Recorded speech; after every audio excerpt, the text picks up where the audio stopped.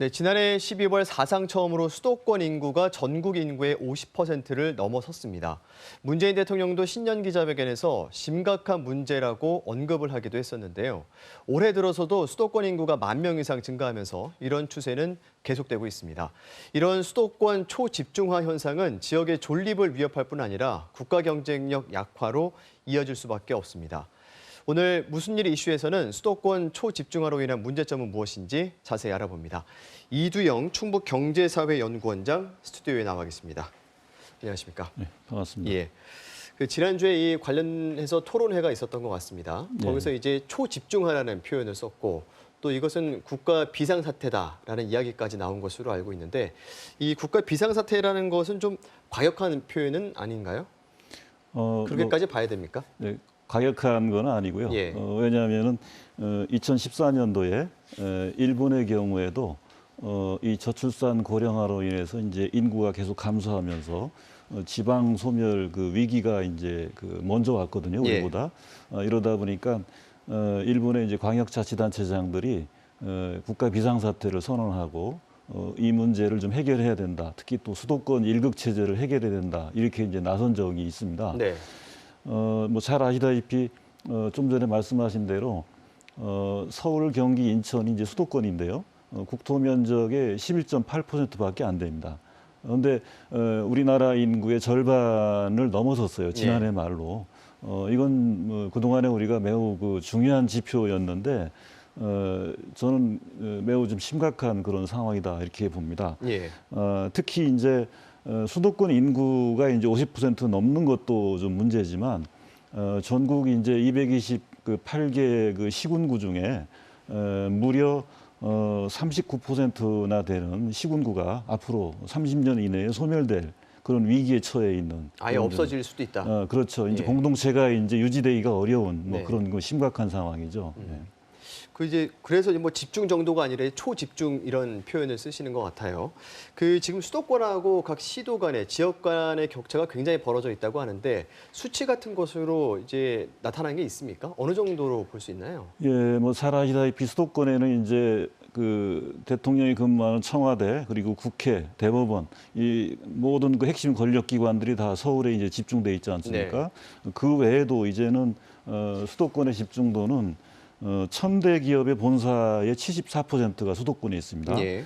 그리고 R&D 투자의 65%, 그리고 신용카드 사용액의 80%가 수도권에 지금 집중되고 있는 그 심각한 상황입니다. 예. 뭐 이외에도 대학의 이제 평가 결과 상위 20%의 아니 상위 20개 대학의 80%가 수도권에 지금 집중돼 있고요. 그 외에도 국내 상장사의 시가총액의 70.48%, 사실상 모든 분야의 수도권 집중이 심각하다고 볼 수 있는데요. 예. 사실 이제 충북 같은 경우에는 그나마 좀 다행입니다. 왜냐하면 예.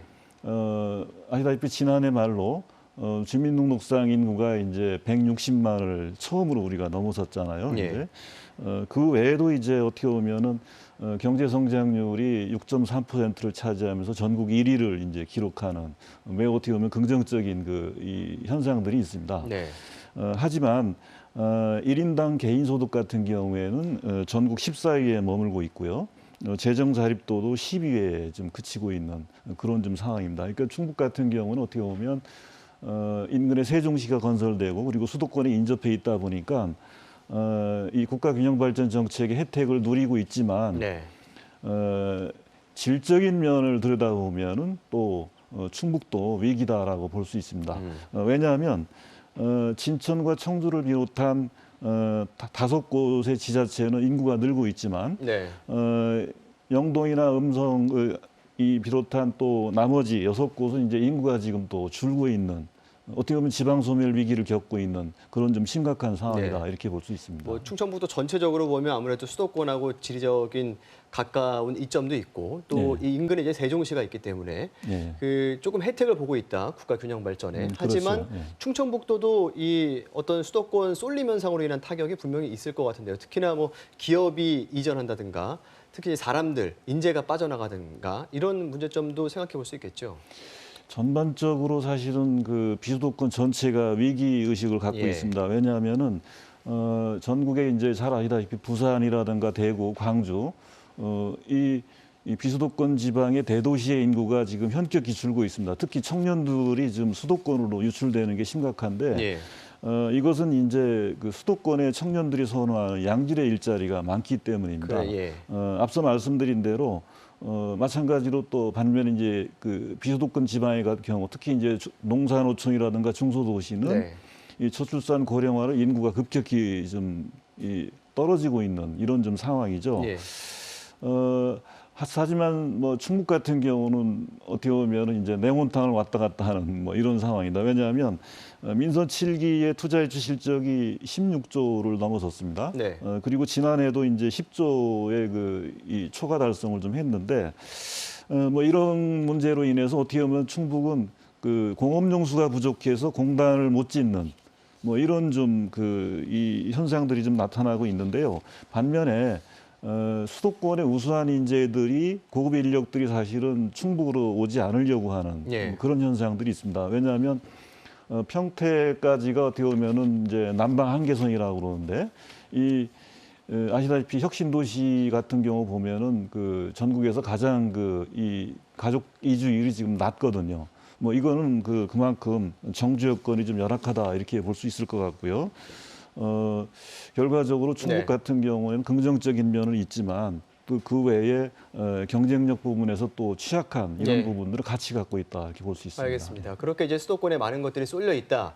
이런 것은 이제 뭐 인정하지 않을 수 없는 사실인데 예. 거기에 대한 대안, 그럼 이 상황을 어떻게 개선할 것인가? 여기에 대한 것들도 사실 답은 다 나와 있는 것이잖아요. 예, 예. 어떤 것들을 우리가 생각해 볼 수 있을까요? 가장 중요한 거는 이제 인근의 세종시가 사실은 그 행정 수도로 계획이 됐지만 예. 행정 수도로 좀 전락하고 있거든요. 이걸 저는 헌법을 개정해서라도 행정 수도로 가야 된다 이렇게 봅니다. 세종시를. 예, 그렇죠. 또 하나는 우리 충북 혁신도시 같은 경우 가장 사실은 적은 규모로 지금 건설되고 있는 건데 이 1단계 공공기관 지방 이전이 끝났지만 이제 2단계 공공기관 이전을 또 해야 된다라고 좀 보는 것이고요. 마지막으로는 결국은 수도권 이극 체제를 우리가 타파하지 않으면 예. 이 수도권 초집중화, 국가 금융 발전은 어렵다 이렇게 봅니다. 그래서 헌법을 개정해서 이제는 국가의 시스템을 지방 분권 시스템으로 과감하게 전환하고 특히 이제 외국에서도 지금 선진국에서도 다 도입하고 있는 지역 대표형 상원제를 창설해서 예. 국회를 양원제로 운영해야 사실은 근본적으로 우리가 균형 발전을 추진할 수 있다 이렇게 봅니다. 알겠습니다. 네, 오늘 말씀은 여기까지 나누는 걸로 하겠습니다. 충북경제사회연구원 이두영 원장이었습니다. 고맙습니다. 고맙습니다.